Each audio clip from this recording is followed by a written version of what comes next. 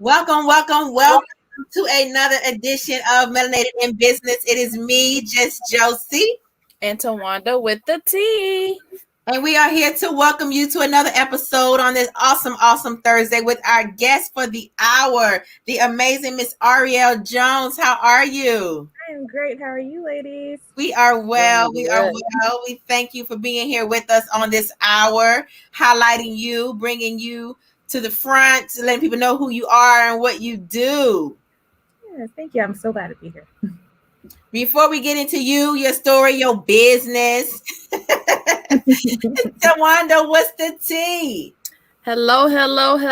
It's your homegirl, TaWanda with the T. Grab a cup and come take a sip with me.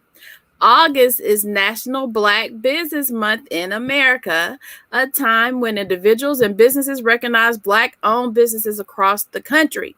According to the 2021 census on minority-owned businesses, Black and African American business owners own approximately 124,551 businesses in the U.S. How can you support Black Business Month?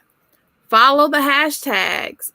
Use hashtags like hashtag National Black Business Month, hashtag Melanated Boss, hashtag Shop Black Owned, hashtag Black Makers, hashtag Black Owned, and hashtag Support Black Business to find businesses to support.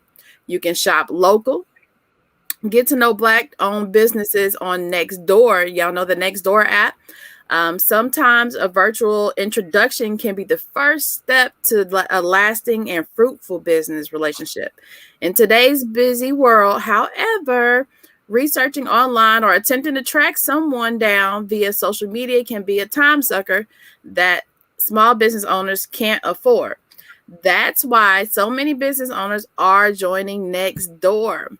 The hyperlocal neighborhood hub is like a virtual version of your actual neighborhood. Nextdoor is made up of neighbors like those who live down the street, the owner of your favorite ice cream shop, and the principal at your kid's school. That's why small business owners love it. Be creative by creating a free business page on Nextdoor. Small business owners can get their name out and begin making connections with their industry peers, potential customers, and vendors. In the case of Black Business Month, Nextdoor provides small business owners with a place to promote their own Black-owned business, partner with their friends, or simply spread the word about Black Business Month events and taking place in the neighborhood. That concludes my tea for today. Thank you for taking a sip with me. What you sipping on today? You've been water.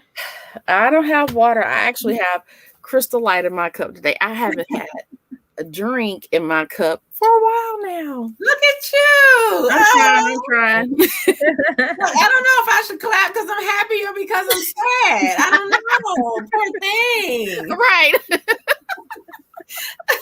How has your life been draining you without liquor? Right, it's going. That's right. Not what, but it's good. It's right. Not even a little droplet.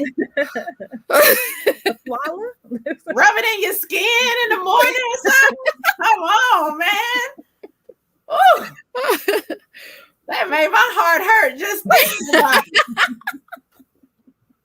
Yeah, look, you gotta do the disclaimer. We are not alcoholics and we do not promote alcoholism.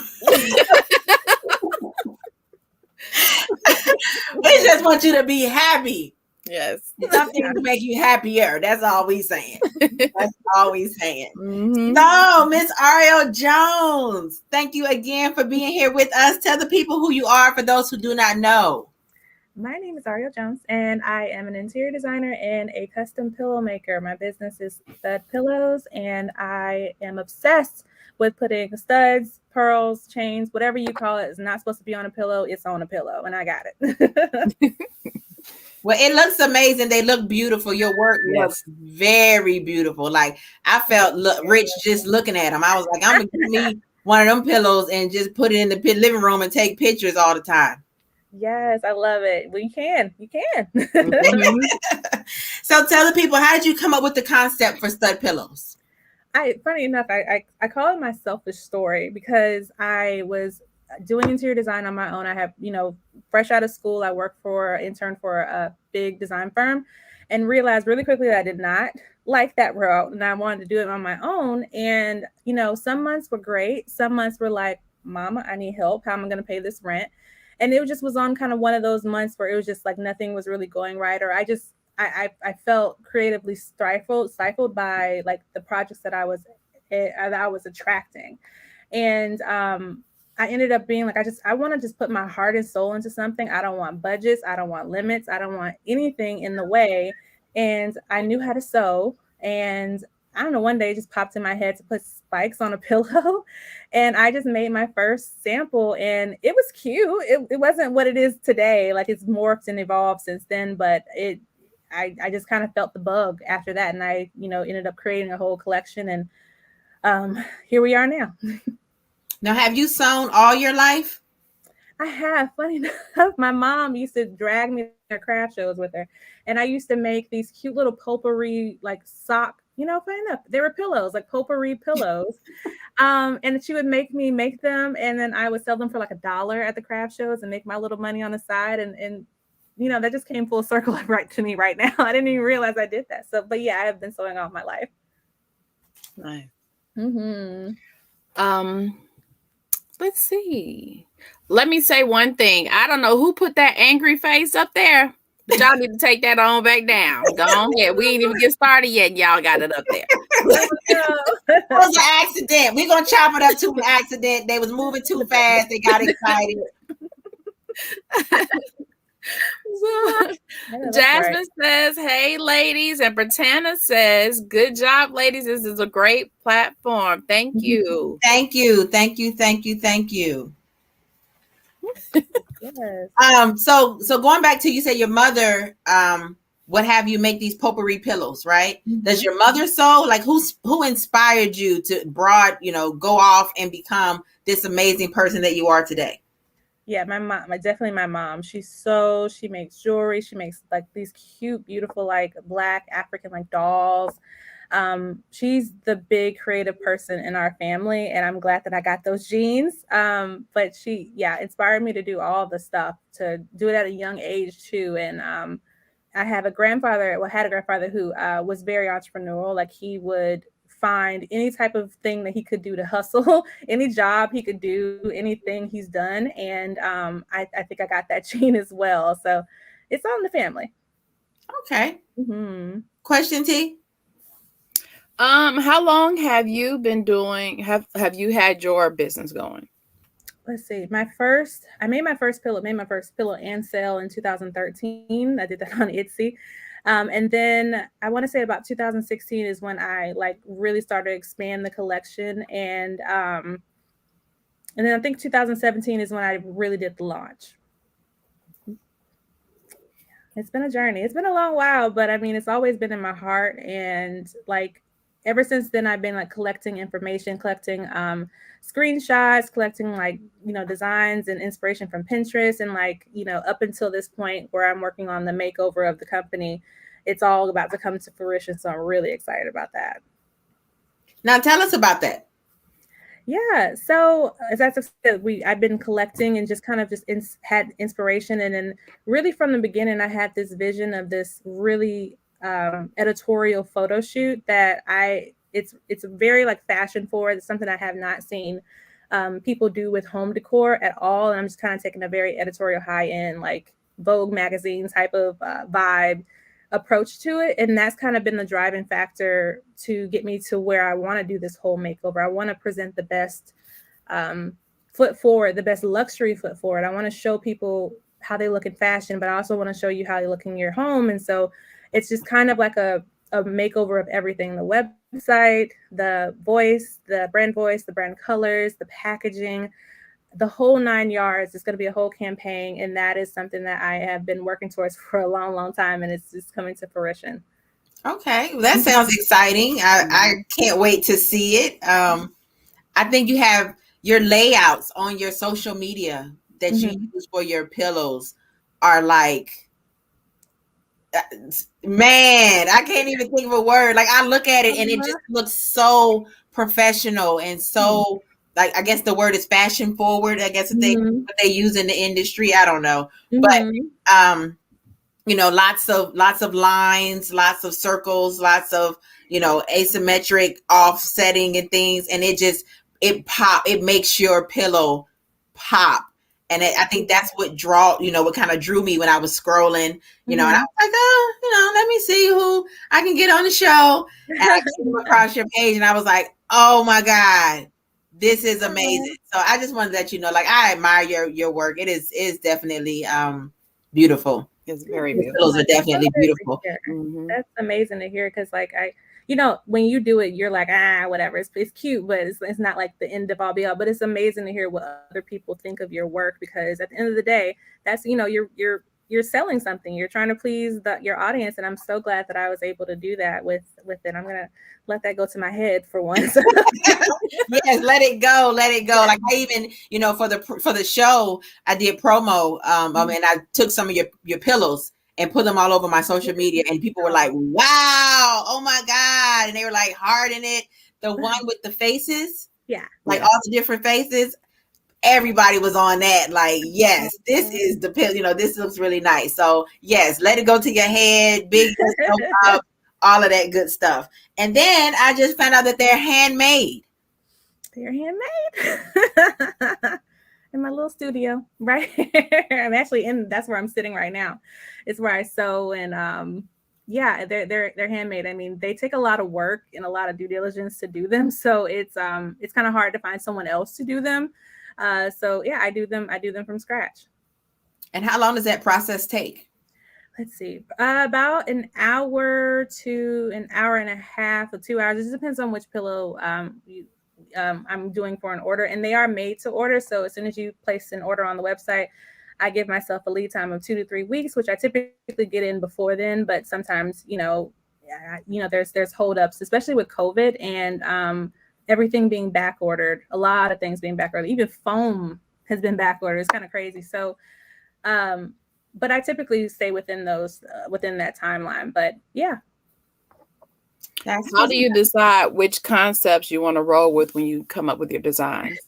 Oh, that's so hard because it's like you want to come out with everything. You want to, your brain, you have brain diarrhea coming out and you're like, oh my God, I want to do everything. And I really kind of have to see what works. Like, there's some pillows that I thought were the bomb that like nobody bought. And there's ones that I'm like, oh, it's cute, but then everybody wants to buy them. So I think you have to listen to the audience. You put out what you think is best, but then you still have to listen to the audience and reel it in. Like this, when I do this makeover, I'm doing a new collection and it's going to be like half of the best sellers and then half of some new pillows. So it's just kind of like testing it and seeing what works.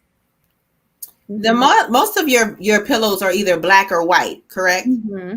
Is that the color scheme that you consistently stay with, or do you, do you venture out and do color sometimes?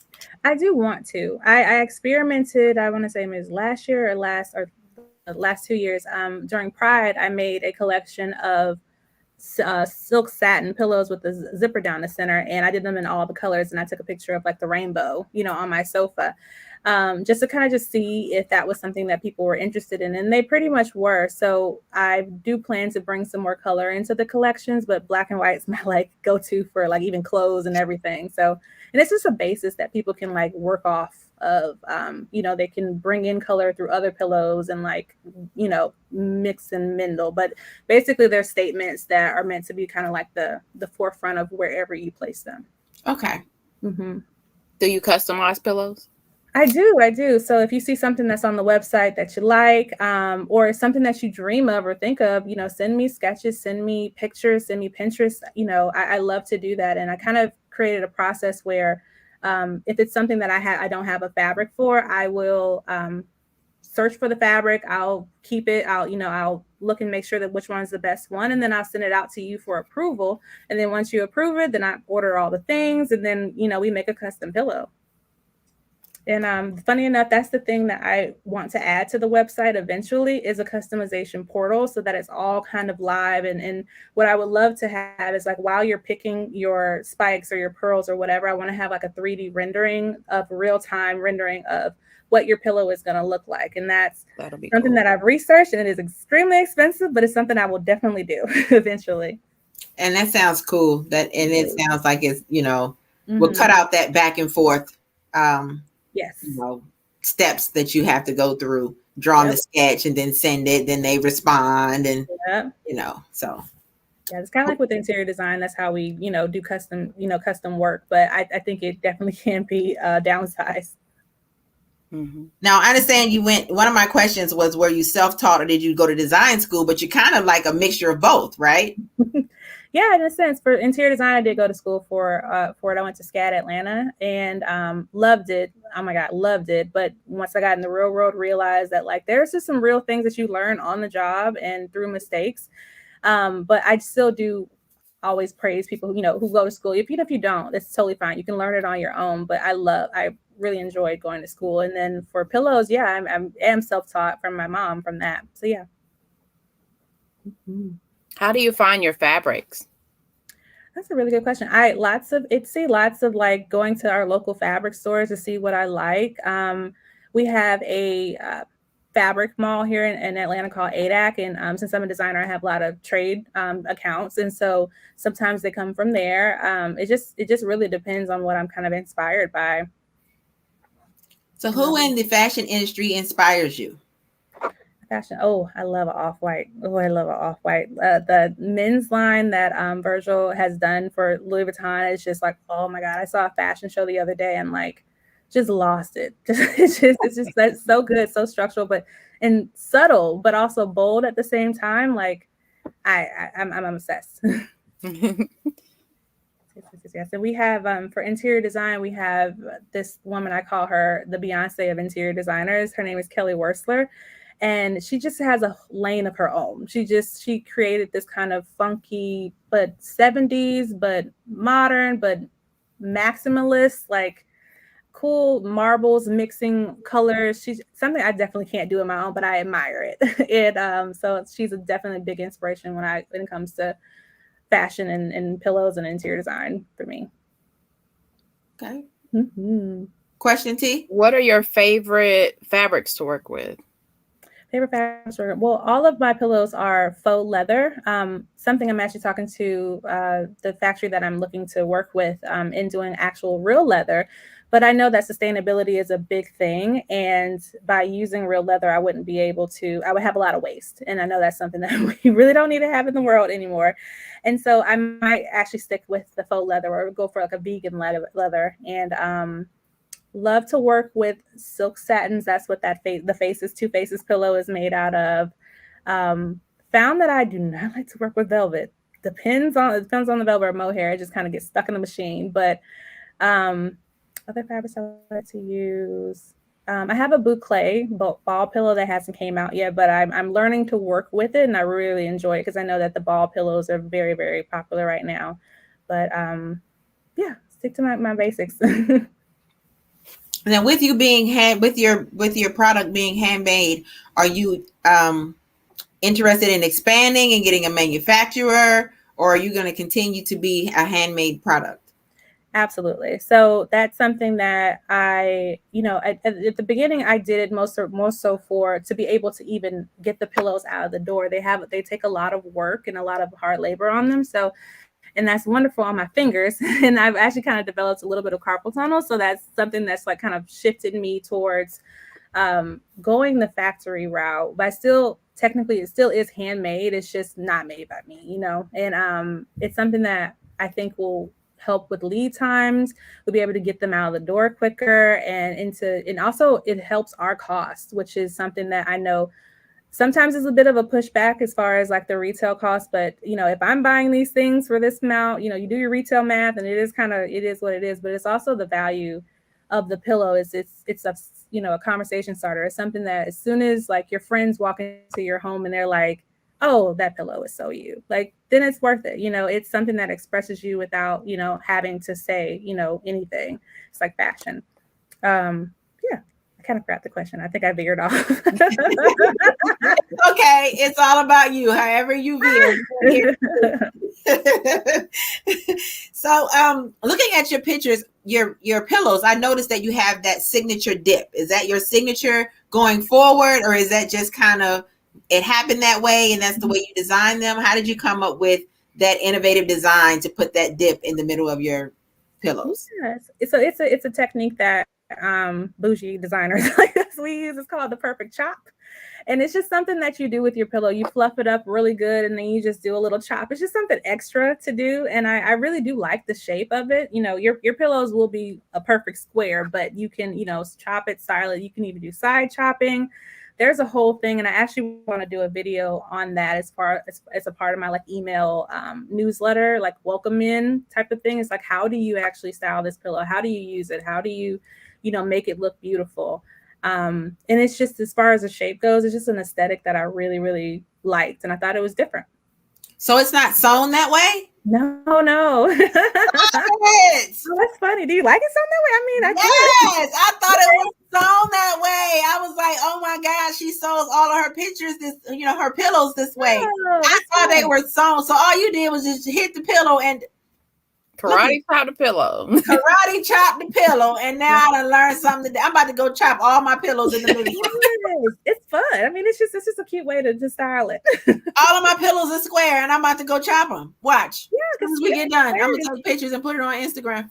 Yep. I know that's right. I mean, it gives some visual interest. Wow, I didn't know that. So yeah, I actually thought that they were sewn that way. Fun. Okay. That's why I thought it was your signature, you know, a signature style that you actually had. So that's interesting. I learned something today. Cool. So Rosanna says she thought they were made like that as well. I mean, I could. But see, that'll go because like it's one pillow that you have. It's like it looks like it's a black leather looking pillow and it's a circle, but then it has like the big spikes coming out. That's why I was like, I was thinking the same thing because it was just something different. Oh gotcha, that oh my God, that's a chair. It's an ottoman that Blackman Cruise sells. It's a company in New York that I saw it like years ago and was in love. So that picture on my website is on the Instagram is an inspo picture, but it's, oh my God, I love that. I would sit in it all day, even though it's spiky and weird, but I love it. Yeah. So with the interior design industry, is it a difficult industry to tap into as a melanated woman? Oh my God, yes. And in the South, yes, it definitely is. It's kind of a tight-knit group, especially like where I work a 9-to-5 at a design firm, and it's, you know, predominantly white, and I literally am the only person of color in the office, and it's kind of always been like that ever since I got out of school, going to, you know, my internships. And I wish I would see more people that look like me in the industry. And I don't know if it's because I don't know if we've like tapped into doing interior design as much, or if it's just we're not given the opportunity to. I'm not sure. I hate it, but I really wish that we had more people in the industry. And it is a little bit hard to tap into, especially when all people see is, you know, a certain race kind of doing it. So it's tough, but I definitely see it growing and expanding, and hopefully we'll get there. How did you get into interior design? I know you said the pillows. Did that was that your first thing? Like when you grew up, you was like, "Well, I used to make these pillows," or did you just like, "I love to design this. I love to do this. I love to decorate." Or how did you get into it?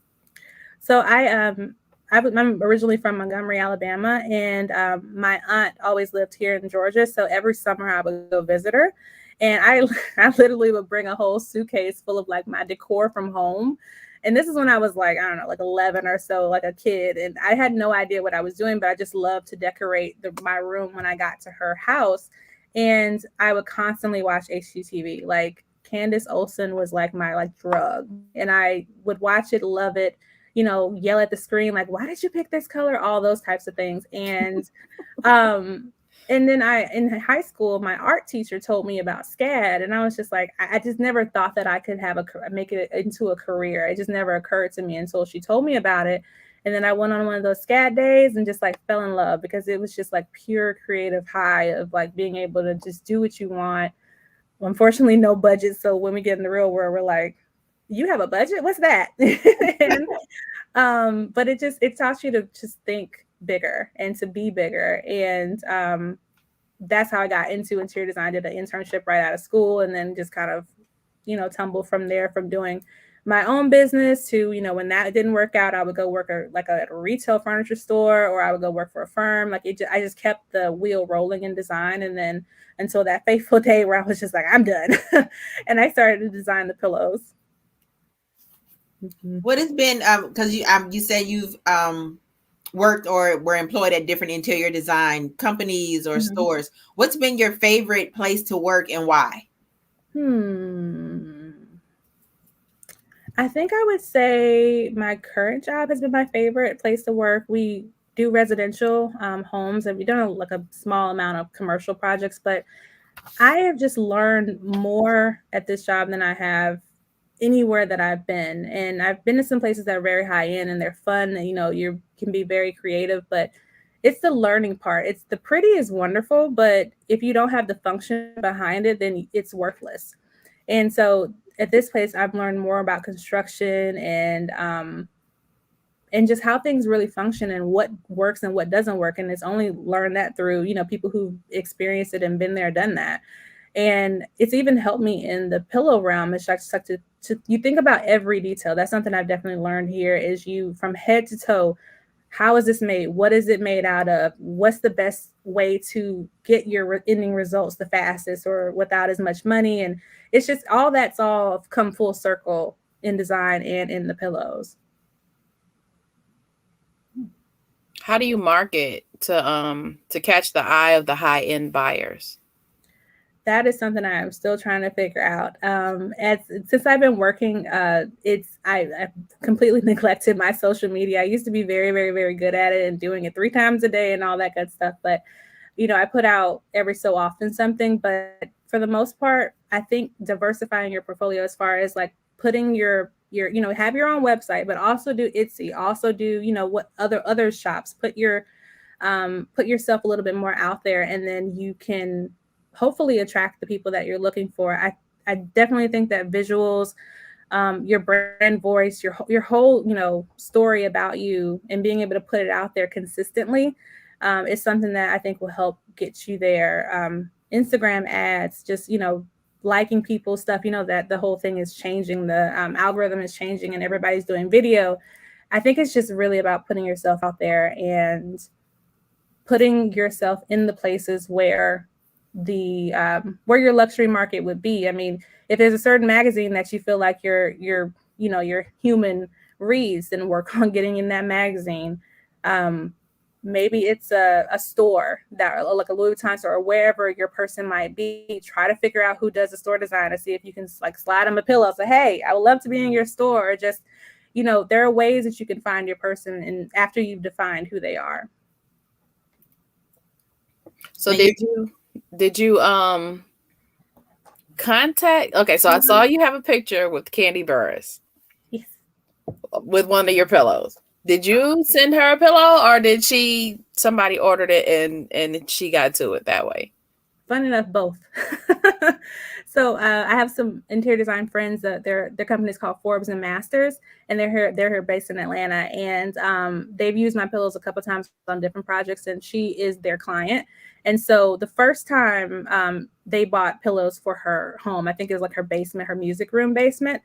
And then the second time it was for her Speak On It show. And so her media relations lady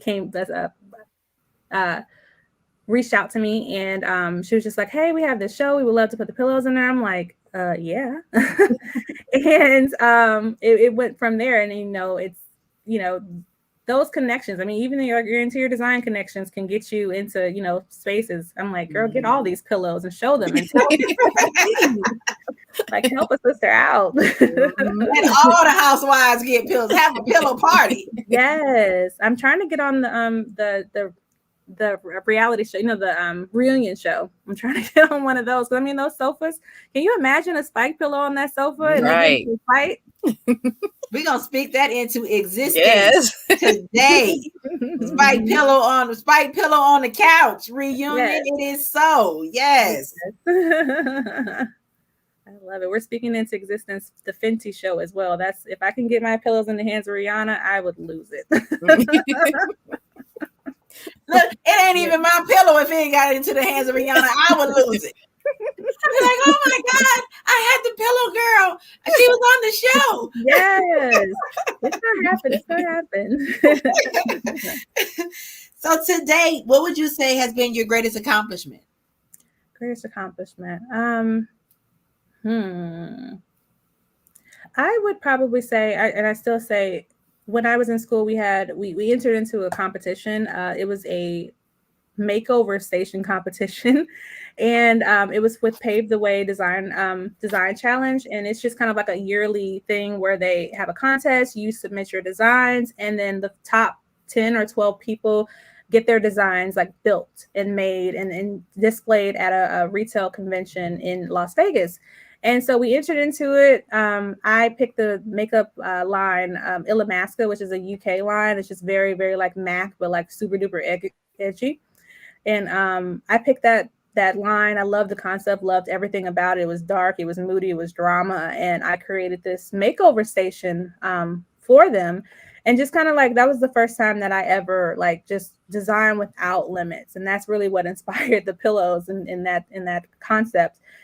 And submitted it and ended up getting into the final 10, and flew out to Vegas. They created the station. I saw it on display. It was amazing. And then at the award show where they were going to announce the winner, I freaking won, which is insane. And it's the only Black woman who's ever won that award. And it was just such an honor. And it was just validation. It was the biggest validation I've ever, had. And I was just like, if I could do this, I can do anything. So that I think is my greatest accomplishment, because it really did spun off like my endless, like, I'm gonna do it no matter what. I'm gonna do it.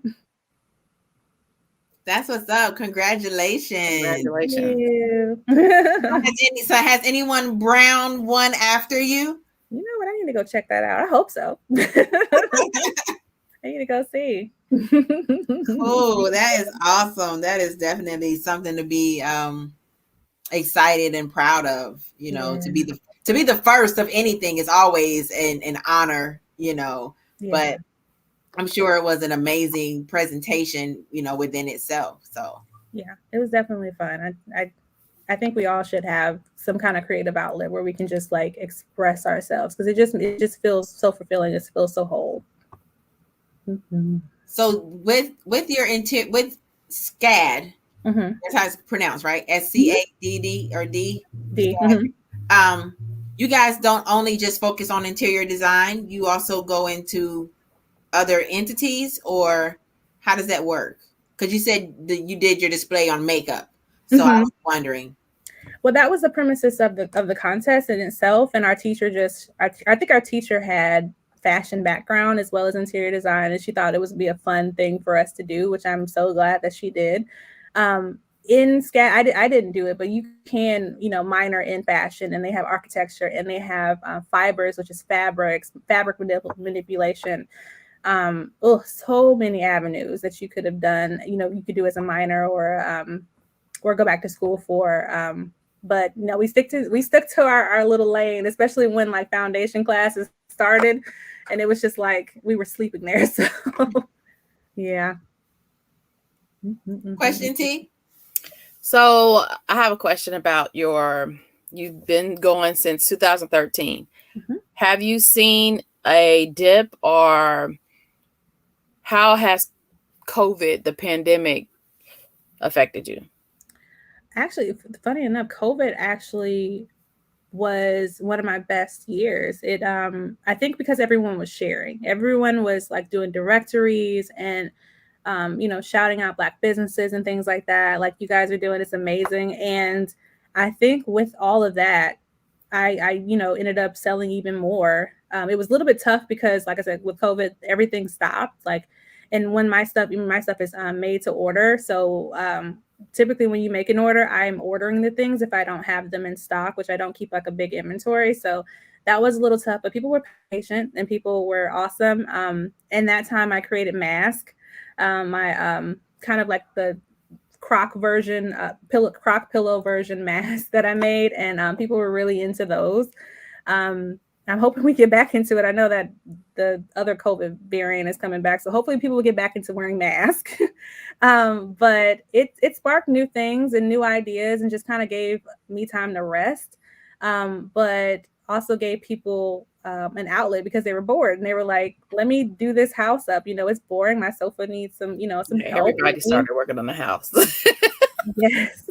So it was a very, very good time, even though it's such a sad time, but it definitely put me out there and gave me time to think and rest and to come up with the ideas for this new makeover. Mm-hmm. So how did you go by getting into the magazines? Did you reach out to them? Did they reach out to you? Both. I think I started. I'm no stranger to cold emailing. I know sometimes there's like taboo to not do it. But I would reach out to people who had the aesthetic, or influencers, right, who had the aesthetic, who I was like, oh, I think they would love, love, love this pillow. I would reach out to people. I would go to Barnes and Nobles and like Barnes and Noble. Oh my God, I've seen that meme. Barnes and Noble, and I would look at the magazines that I like, felt like the pillows could go into those magazines, regardless if they were fashion or if they were home. And I would, go under there and see if the person had a name or if they had an email for the editor or whoever were the writers. And I would go to their Instagram and see if they had emails, and, just kind of like hustled my way through it. And eventually I think I got like one or two offers to be in the magazine, like once I was in it once. And then I just kind of went from there. So don't be afraid to do cold emailing, or at least reach out to someone and like make the introduction and say, I hope to continue this conversation, or I hope to work with you in the future. Never stop the connection, or never just like flat out ask. Like, make sure you kind of make a connection with someone at least. But yeah. So, of the magazines you've been in, which is your favorite and why? Let's see. I would probably have to say the Jezebel shoot that I did. It's the one where I had my purple hair at the time, and I have my pearl shirt on, and then it's kind of like a sofa with the pillows. And so that was one that they asked me to be a part of. And Jezebel is a local Atlanta. Well, it might be not local, but at least Atlanta based company. And they did the photo shoot at one of these showrooms that I love at our design mall, ADAC. And they set it all up, and I like got cute, and like they took the whole head to toe picture, and like did a whole story on it, and like kind of had my like favorites. I had candles and pillows and all kind of things like that. And I was just like, look at me on this 1-page spread. Like, who does this? And it was just such a good experience. I think that would probably be my favorite one. And I need to get back my purple hair, because that was like my superpower hair. Is that your superpower hair? Yes. Like, once you get the purple hair, you turn into somebody else. Oh yeah. Oh yeah. So what's you have another question, T? What has your journey taught you about yourself? What has my journey taught me about myself? I am hard-headed.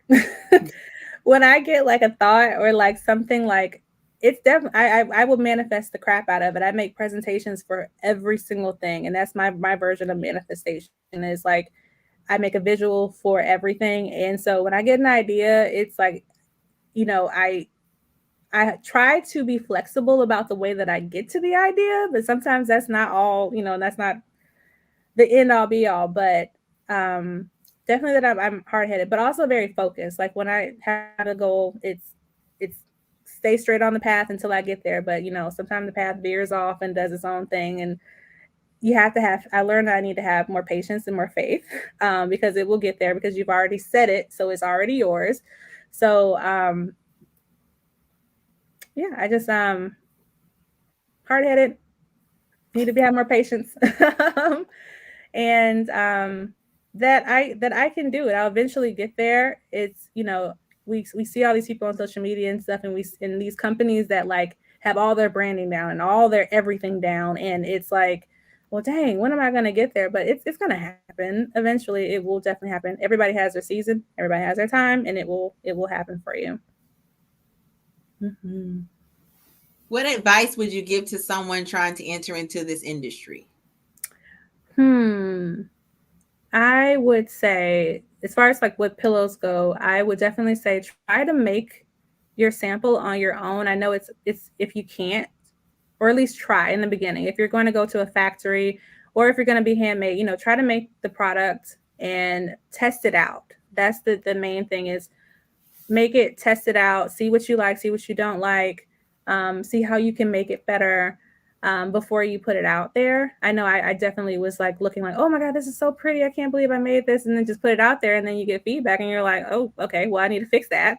I would definitely say test your stuff out. I would definitely say start with your why, not your pretty. That's something I definitely learned.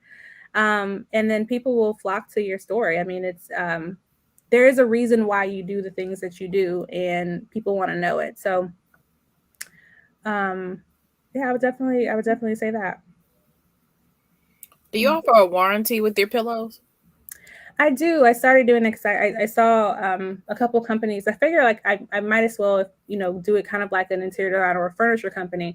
And so with the nature of having embellished goods, sometimes things can fall off, or your baby can pull a pearl, or, or they're beautiful, but they're not indestructible. I definitely make them as well as I can, but, things happen. Acts of God happen. And so I have a warranty for, I believe it's about the first couple weeks up to a month. If anything happens to your pillow, I will cover the shipment of it to come back, and I'll fix it and or replace it, and get it back to you, because I want you to be happy with your order, and I want you, whatever you need it for, I want you to have it. So yeah, I started implementing that, and I haven't had any, so I'm like, well, we'll see if if that rings true for a while, but at least that's what I like to do. I want people to be satisfied, because it is an investment into their home and into themselves. It's just like, buying a bag, and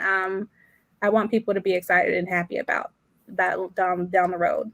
Yeah, because I'd hate to have to try to Gorilla Glue something. Not Gorilla Glue. I'm like, TaWanda, why your studs look different? No. Girl, shut up. Masking tape. I sometimes contemplate whether like I should, because sometimes when you buy a shirt and that has buttons, and they'll come with like a little pack of buttons for you to kind of resew if something happens. So I'm kind of debating whether I want to like maybe make like a little kit or something with spikes, or something like that could help with that, because I mean, things do happen. You could buy a spike. I think I saw this one girl, she makes like kind of fetish clothes, like BDSM clothes, and like her disclaimer was just like, things happen, you put oils on your body, all kind of things, and like, so she kind of has this little repair kit for you. And it's all about testing, like I said, testing and seeing what works and what people are receptive to. Right. What the market needs or responds to when you send it out. Because you never know, they may be extremely these, because of the presentation of the pillow.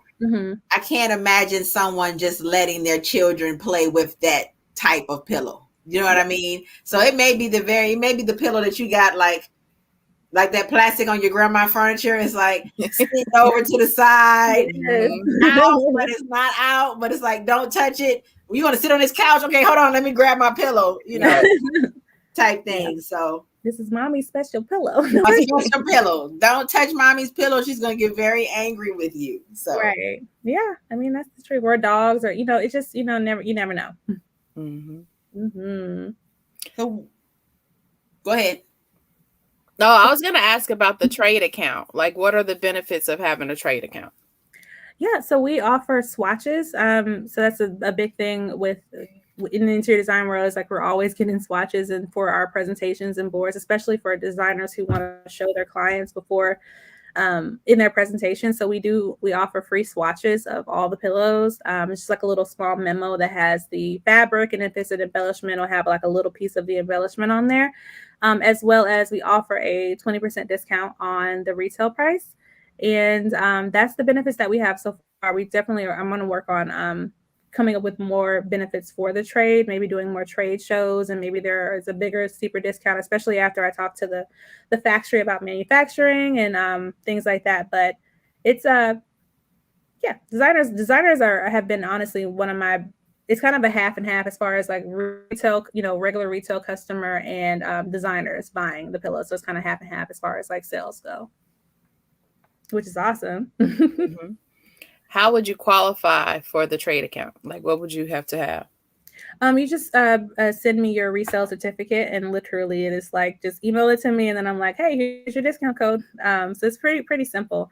As long as you just have that, because you have to do taxes and things like that with your company, with the government, and it's pretty easy and simple. Mm-hmm. Has it been difficult trying to find a manufacturer? Slightly. I work with one company in New York. It seems like a lot of them are in New York. At least the connectors to the factory are in New York. And I work with one, but it's basically when I kind of went through the process, it didn't seem like they were able to customize the pillows, because that's one thing that I'm working on, is customizing the designs that I have further. Like the pearl is getting like a little cute gold cap on the ends, and like the spikes are becoming like their own, like a little bit bigger, and they're having a custom color, like we're going to have a custom finish, custom color to them. So I was looking for someone who can customize the pillows further and also have the workforce to be able to create them, because it's a big labor job. So I would say I found this company on my second go round. So I can't say that it's like, I haven't had the experience of that it being super duper hard, but I can imagine needing to go through a couple of people just to get what you want. And that's what I definitely advise, is to, if one company can't do it, go to the next, and someone will be able to do it. Mm-hmm. So you're wanting to stay domestic? I would love to. Sometimes they've warned me that I might not be able to. They have a connection here in Texas and also in overseas. So we're going to see what happens when I get the quotes back. But I would love to keep it domestic if I can. Okay. At least handmade, Right. Mm-hmm. So what's next for Stud Pillows? What's next? Really, it's this total makeover of the company. That's really what I've been, concentrating on from when I get home from work to God, I will go to bed like at 2:00 a.m. every day. It's a real problem.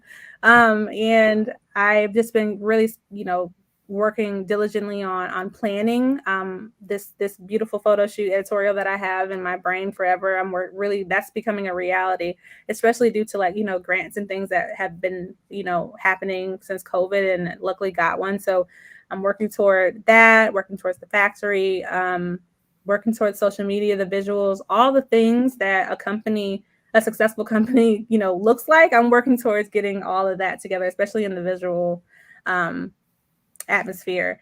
And that's really what I'm working towards. And then after that, I want to try for high-end retail, like a Neiman's or like a Moda Operandi or like a Farfetch. Like I'm really interested in getting into retail stores from that point. And then, like I said, the fancy fashion shows whenever that happens. And maybe get into a Kardashian something. I don't know. I just want to go there. Cool. And a little bit into home fragrance. I know that that's something that I'm really, really excited, passionate about. So that's something that I want to tackle in the future. Okay. Mm-hmm. Now, understanding that you have these big plans and you have a lot, planned for your business and for your company, but you also work. How do you balance the two? That is the question, isn't it? Really, I just pull up my pants and do it because it's really hard because interior design during the day, especially building these homes, and it's real personal for a lot of people, and so I want to always do a good job, so I put my head and my heart into most of it. So when I come home, I'm really drained, but like I give myself an hour or two to be on TikTok, to do whatever, to like read my book, something, and then I try to work on something, one or two tasks a day, a night, after I get home from work. And then on the weekends sometimes I play. It's a balance that I know I need to make a balance, but it's working so far. It's what I am doing, but it's you just got to do it, and it's going to be slow rolling, and you cannot rush it because literally you don't have the time. You have to have sleep in between, so it's just something that I'm definitely working towards, but you just got to do it. You just got to do it. So you give your business so many hours a day? Yeah, I would probably say I'm probably working from at least about, I say like 8 or 9 to, like I said, I don't go to bed till like 2 o'clock in the morning. Because I have to, yeah, it's a lot I got to put into it, especially with the planning and then reaching out to people, and even in between work, like when I'm going on my lunch break or something, I'm on scheduling my meetings or calls that I need to talk to people about the factory, or like a photographer, or any type of thing. I'm trying to schedule in between every hour of the day that I can. And it's just you just gotta work through it until you can make that 9 to 5 into your 9 to 5 into it. Got it. Mm-hmm. Because that's a thing, a lot of entrepreneurs also work, Yeah. and no one really talks about the fact that a lot of entrepreneurs have their regular 9 to 5s, and I know it's sometimes it's frowned upon, or it's No. looked at as like, just jump out and do your dreams. And it's like, no, you need to jump out because Georgia Power gonna call you on Tuesday. And they want their money. It's their money, and they want it now. They want it. So, Absolutely. I like to find out how people tend to balance the two. Balance the success of building their brands and managing regular 9 to 5. So it's nice to know that you've set a set amount of hours per Mm-hmm. day that you just delegate every single day. Mm-hmm. And sometimes you need a rest, literally. And a lot of times I feel so guilty about resting, and that's something I need to stop doing because you literally need it. I know you're like, oh, I gotta spend this time doing this so that my business can lift off the ground, and that's all fine and well, but if you don't feel like it on that Saturday, don't do it. Or if you don't, that Thursday night and you had a long day, don't do it. Literally rest, because that's what your body is telling you that you need, and then you get back up to it the next day, or whenever you can get to it, because it's, like I said, it's a slow moving process, but it's worth it. And sometimes when we force ourselves to do when we don't feel like it, we don't give our all. You know what I Mm-hmm. mean? You don't create that product that you typically or brand yourself upon. That Mm-hmm. energy or lack of energy comes through in the product that you created, or whatever you were working on. You'll go back and look at it and be like, I really could have just waited because I didn't do this. You know what I mean? The Very right true. way. Very true.